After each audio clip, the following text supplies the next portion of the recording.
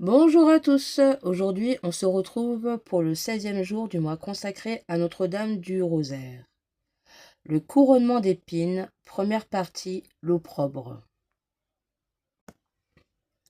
Or, les soldats prenant Jésus, le conduisirent dans la cour du prétoire, et rassemblèrent autour de lui toute la cohorte, et l'ayant dépouillé, ils le revêtirent d'un manteau de pourpre, et tressant une couronne d'épines, ils la mirent sur la tête et un roseau dans sa main droite. Et venant à lui, et ployant le genou devant lui, ils le raillaient, et commencèrent à le saluer, disant « Salut, roi des Juifs !» Et ils lui donnaient des soufflets. Et, crachant sur lui, ils prenaient le roseau et en frappaient sa tête. Et, mettant genou à terre, ils l'adoraient. N'était-ce pas assez pour le Fils de Dieu, de la vie humble et obscure qu'il avait choisie? Fallait-il donc qu'il subît des mépris, les affrontes et les plus sanglants outrages, au point de devenir le jouet de soldats abrutis et avinés?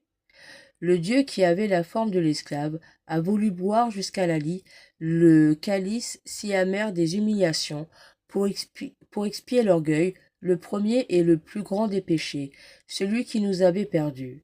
Ainsi, la gloire de Dieu tire vengeance, en la personne de son Fils bien-aimé, des usurpations dont le genre humain s'était rendu coupable dans sa folle ambition.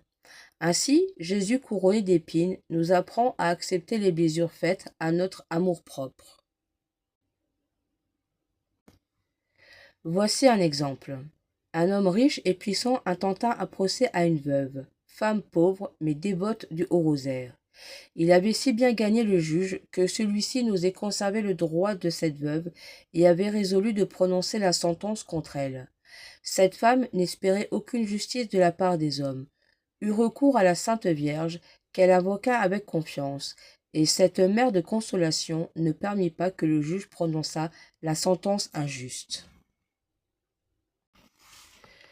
Prions.